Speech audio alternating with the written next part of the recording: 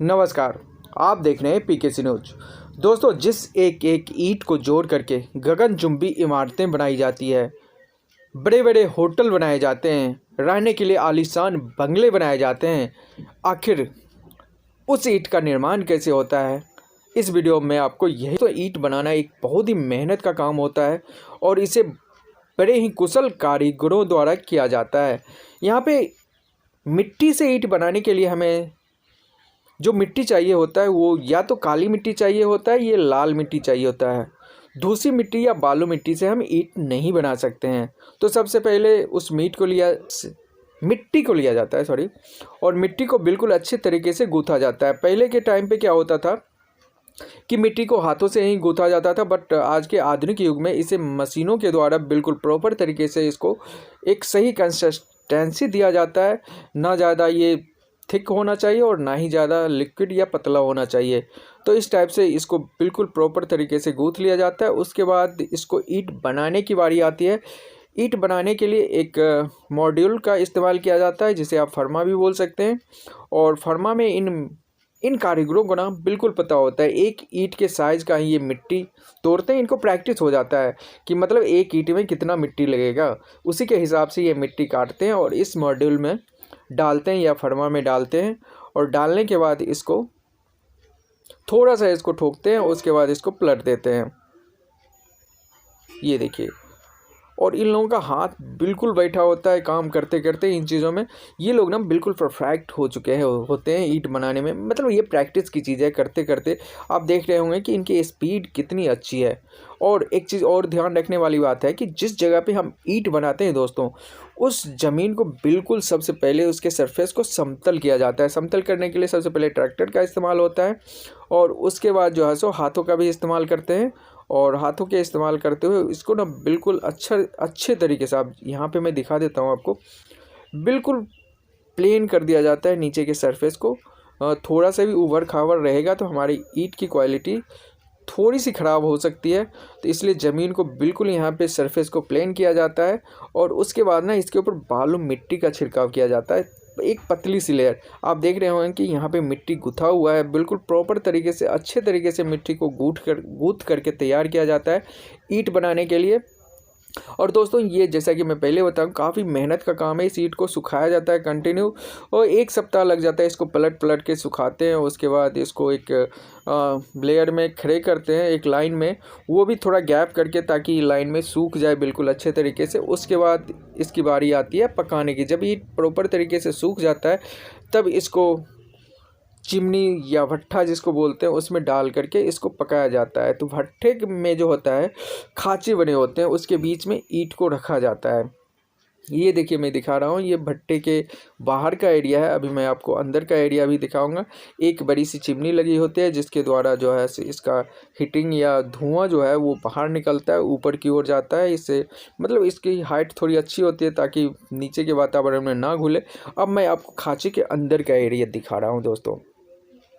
यहाँ पे आप देख रहे होंगे कि ये ना करीब 1/3 वो खाँचा भर चुका है। बाहर से देखने में तो छोटा होता है, बट अंदर से ये बहुत बड़ा एरिया होता है। और इसमें जो ईंट सेट किया जाता है, इस ईंट को सेट करने की भी अपनी एक कला होती है। और ये देखिए, ऊपर जो है मिट्टी का एक लेयर दिया जाता है, 2 से 3 फीट का लेयर दिया जाता है। अब यहाँ पे क्या करेंगे, सबसे पहले ईंट को ना यहाँ पे कुशल कारीगरों द्वारा ही सेट किया जाता है। ये कारीगर बिल्कुल ट्रेंड होते हैं। और ईंट का जो सेट करने का तरीका होता है, मैं यहाँ पे आपको जूम करके नहीं दिखा रहा हूँ, बट ईंट के बीच में गैप छोड़ा जाता है ताकि उसमें कोयला, लकड़ी का बुरोदा और मुर्गी का गोबर भी इसमें डलता है, जिससे आग बहुत अच्छी तरीके से जलता है और ईंट को पकाने में मदद करता है। तो यहाँ पे देख रहे होंगे कि अंदर ना ट्रैक्टर की ट्रॉली तक आ जाती है। इतना ज़्यादा स्पेस होता है। एक गेट होता है, दोनों साइड से इसमें गेट होता है। तो इस साइड वाला गेट मैं आपको दिखा देता हूँ कि ये पूरा ये उधर से ईंट भरते हुए आया है।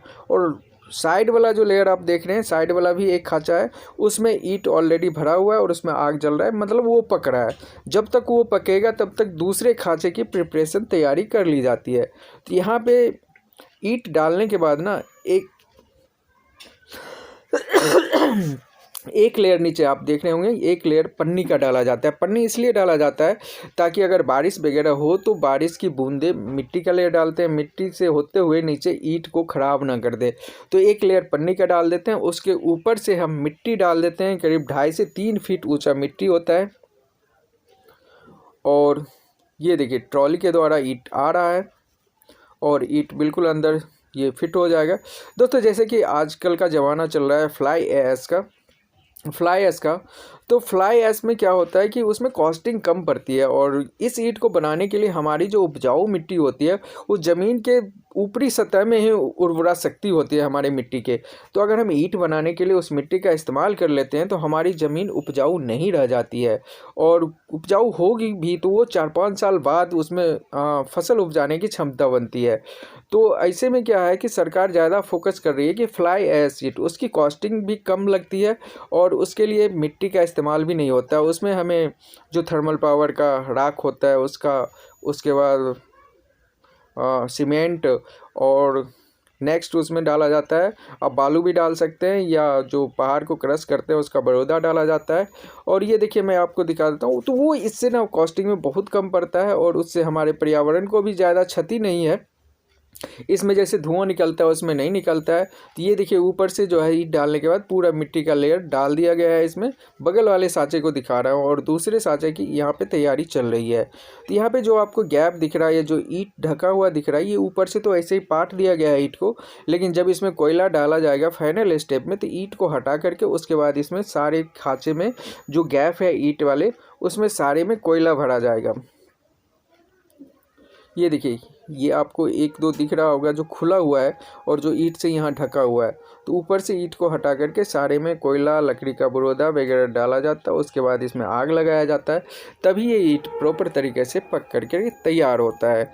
और इस ईंट को पकने में थोड़ा सा टाइम तो लगता ही है, करीब 1 महीने का टाइम लग जाता है, क्योंकि ये एरिया काफ़ी बड़ा है और पूरे आग एक सिरे से जलता है आग, तो पूरे धीरे धीरे करके ये फैलते जाता है। पूरे मतलब जो खाँचा बना हुआ है उसमें ये आग फैलते जाता है। तो इसमें काफ़ी सारे ईंट आ जाते हैं। जैसे कि मैंने पहले ही बता दिया था कि बाहर से देखने के बाद आप लोगों के बहुत छोटा सा एरिया है, लेकिन आप देख रहे हो कि अंदर ट्रॉली भी आ रहा है और ये एरिया बस 3/3 भर चुका है, एक कोना बचा हुआ है इसका भरने के लिए। तो दोस्तों आपने देखा कि हमारे यहाँ पे जो बड़े बड़े इमारतें बनाई जाती है उसके लिए हम ईंट कैसे बनाते हैं, और ईंट बनाना ना एक बहुत ही मेहनत का काम होता है इसमें। और उसके बाद ये यहाँ पे ना एक बहुत बड़ा सा पंखा लगा होता है जिसके द्वारा ये धुआं जो होता है वो बाहर निकलता है। और कोयला डालने के लिए यहाँ पे क्रशर का इस्तेमाल किया जाता है। कोयला क्रश करने के लिए एक मशीन होता है, इस मशीन के द्वारा कोयला को बिल्कुल यहाँ पे बारीक कर लिया जाता है। कोयला के मोटे टुकड़ों का इस्तेमाल ईंट भट्टे को पकाने में नहीं किया जाता है। तो जैसा कि मैं दिखा रहा हूँ यहाँ पे, ये देखिए बिल्कुल बारीक टुकड़ा कर लिया गया है यहाँ पे कोयले का, ताकि जब हम ईंट के जो गैप होते हैं उसमें डाल लेती है बिल्कुल आसानी से चला जाए और उसको फिल कर दे। तो दोस्तों आपने देखा कि ईंट बनाने का प्रक्रिया कितना जटिल है, और कई बार तो मौसम भी साथ नहीं देता है। बारिश हो गया तो सारे के सारे ईंट बर्बाद हो जाते हैं और उसे फिर से बनाना पड़ता है। तो दोस्तों यह वीडियो आपको कैसा लगा हमें कमेंट करके ज़रूर बताएं। साथ ही PKC न्यूज़ चैनल को सब्सक्राइब करना ना भूलें। तो मिलते हैं फिर से एक नए वीडियो के साथ।